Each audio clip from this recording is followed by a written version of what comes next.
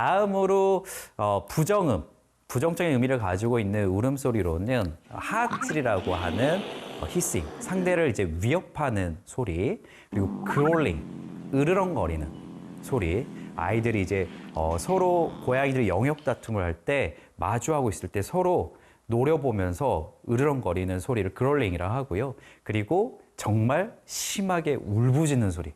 정말 이 소리가 나면 뭐 바로 싸움이 이미 터진 상태입니다. 요링이라고 하는 울부짖는 소리를 내기도 합니다. 이러한 부정음들은 대부분 아이들이 불안감, 공포심을 느끼는 상황에서 자주 내는 소리들이고요. 이 상황이 지금 너무 겁이 나서 더 이상 다가오지 말라고 미리 경고를 준 거거든요. 근데 여기에도 개의치 않고 뭔가 접근을 한다라고 하면 바로 그 다음 행동은 방어적 공격성으로 이어질 수가 있습니다. 그래서 굳이 이런 위협음을 고양이가 나에게 보일 때는 오히려 그 감정이 가라앉을 수 있도록 좀 멀리 떨어져서 시간을 두고 기다려 주시는 게 맞습니다. 그리고 이제 이 외에도 발정기에 고양이들이 많이들 우는 메이팅 콜이라는 발정음이 있고요. 또한 사냥감을 보고 아이들이 되게 흥분한 상태에서 혼자서 내는 소리로 채터링이라는 그런 소리도 있습니다. 고양이의 이런 울음소리들은 이런 식으로 긍정음과 부정음을 통해서 우리에게 계속해서 또는 다른 고양이에게 의사표현을 하고 있다라고 기억하시면 될 것 같습니다.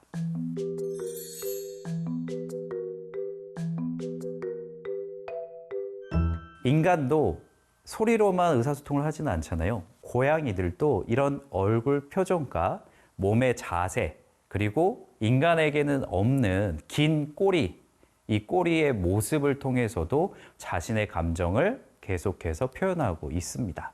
고양이들이 의사표현을 하는 부분에 대해서 행동으로 보이는 이 긍정적인 의사표현들, 행동으로 하는 의사표현들을 몇 가지 좀 살펴볼 건데요. 첫 번째로 알로 그루밍이라는 것이 있습니다. 고양이들은 원래 기본적으로 매일 하루에 한 20% 정도의 시간을 몸을 단장하는 데 사용을 합니다. 이런 그루밍을 자기 자신에게만 하는 것이 아니고 자기에게 긍정의 대상에게 대신해서 해주는 것. 이게 이제 되게 긍정적인 감정을 가지고 있는 대상에게 이 그루밍을 해주게 되고요.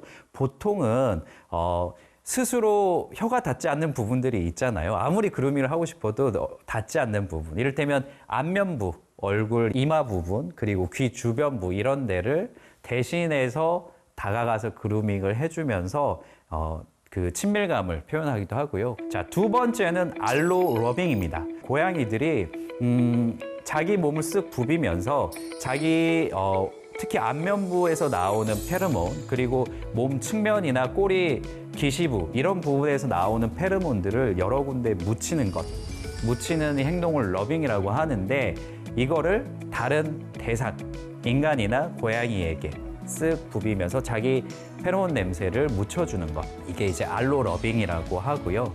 같은 구성원으로서 냄새를 교환했다라는 의미로서 긍정적인 어떤 상대에 대한 표현법이다라는 거 아시면 되고요. 세 번째로는 꼬리를 수직으로 이렇게 치켜 세우는 동작인데 보통은 새끼 고양이들이 엄마가 나타났을 때 반가워서 이제 꼬리를 탁 치켜 세우면서 엄마한테 막 달려가는 이런 경우에 이 테일업 자세를 되게 많이 합니다.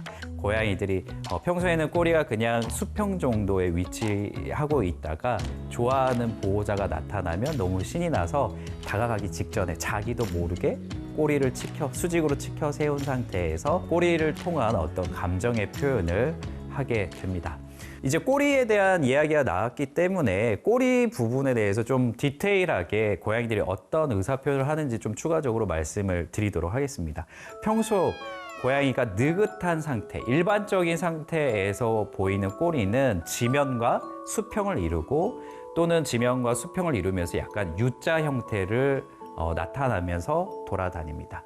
이 상태는 고양이가 그냥 특별한 어떤 긴장감 없는 일상적인 상태에서 보통 보이는 모습이고요. 여기에서 뭔가 호기심 있는 물체나 어떤 호기심 있는 대상에게 다가갈 때는 꼬리가 좌우로 살랑거리는 모습을 보이면서 다니게 됩니다. 하지만 이 친구가 어떤 부정적인 감정이 들기 시작하면 호기심에 살랑거렸던 이 꼬리가 채찍질하는 것처럼 좌우로 흔들리는 모습을 보이게 되는데, 이런 상태면 고양이가 어떤 상황에 지금 뭔가 마땅치 못해하고 있다. 그래서 고양이들이 먼저 꼬리로서 반응하고 있는 부분에 대해서 우리가 보고 있다면 괜히 고양이가 사람을 공격하는 이런 상황을 만들지 않을 수 있습니다. 그래서 꼬리의 모습을 항상 잘 보시는 게 좋고요. 이 꼬리가 수평에서 완전히 내려와서 아래쪽으로 처지거나 아니면 배 쪽으로 말리게 되는 상황은 어떤 상황일까요? 고양이들이 되게 겁에 질려 있는 상황, 공포심에 짓눌려 있는 상황, 다른 고양이와 싸울 때 오히려 피해묘, 희생묘로서 방어적인 자세를 취할 때 꼬리가 아래쪽으로 말려 들어간다라고 이해하시면 됩니다. 그 다음은 고양이들의 표정을 통해서도 아이들의 감정을 이해할 수가 있는데, 고양이의 표정은 귀를 통해서도 나타나고요. 그리고 눈동자의 크기, 그리고 수염의 위치와 방향을 통해서도 알 수가 있습니다.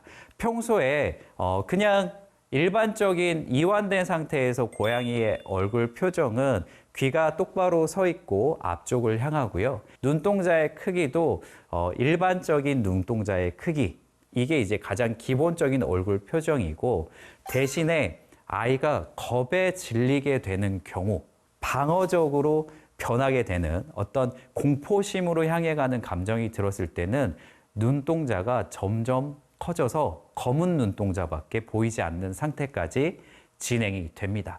또한 귀 상태도 완전히 납작하게 접혀서 귀를 머리에 완전히 딱 붙이는 것과 같은 그런 상태로 진행이 되게 됩니다. 자, 반대로 고양이가 너무너무 화가 난 경우, 이 영역지에 서열이 아주 높은 고양이가 영역지에 침범한 다른 수컷 고양이를 봤을 때 느끼는 그런 분노감, 화가 난 상태에서는 고양이들은 오히려 얼굴 표정에서 눈이 완전 뱀 눈처럼 눈동자가 완전 일자로 좁아지는 상태가 되고요. 귀도 완전히 쫑긋 세운 상태에서 상대를 향하는 모습, 그리고 수염도 상대를 향해서 완전히 앞으로 쏠리는 모습을 보이게 됩니다. 몸의 자세를 통해서 또 고양이들은 평소에 자기가 어떤 상태인지를 계속해서 말하고 있습니다.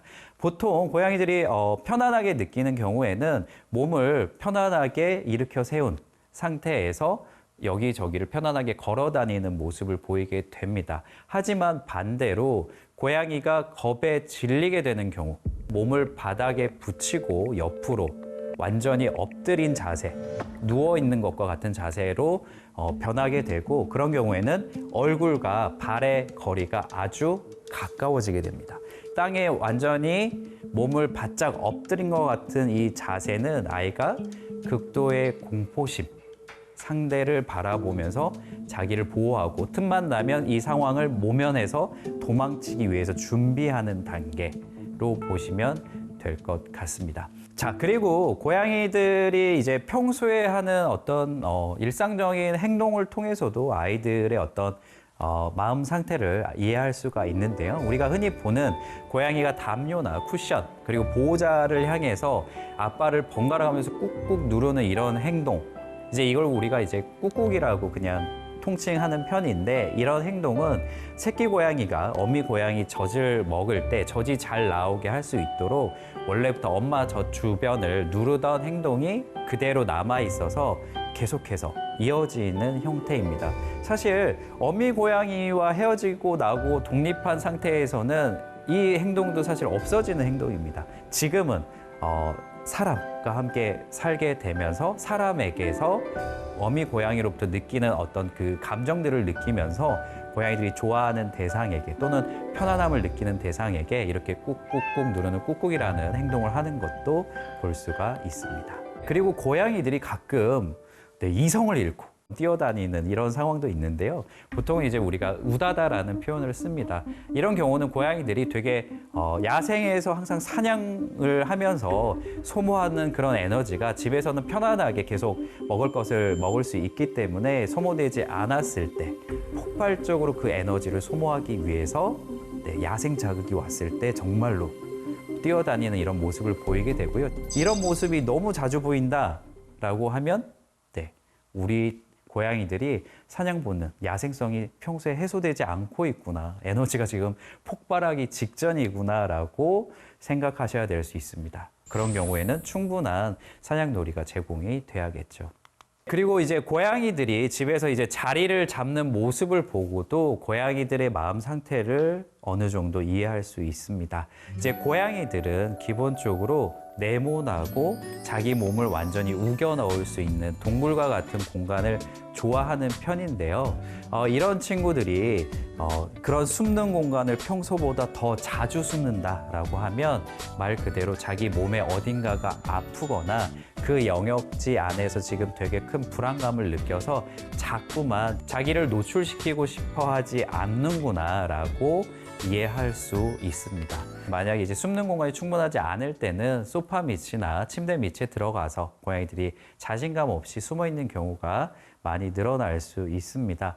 이런 경우라고 하면 원래부터 고양이 성향이 좀 더 내향적인 경우도 있기는 해요. 그래서 이런 원래 성향이 좀 내향적이고 소심한 고양이라고 하면 평소에도 미리미리 조금 고양이가 긴장할 수 있는 상황을 좀 줄여주고 외부에서 방문하는 사람들도 초인종을 누르기보다는 노크하고 방문할 수 있도록 한다거나 또는 여러 친구나 가족들이 집에 방문했을 때 이 고양이를 미리 다른 방에 잠시 이렇게 넣어두고 그 안에서 좀 안정감을 느낄 수 있도록 격리해 주시는 게 고양이가 스트레스를 덜 받게 하는 방법 중에 하나가 됩니다.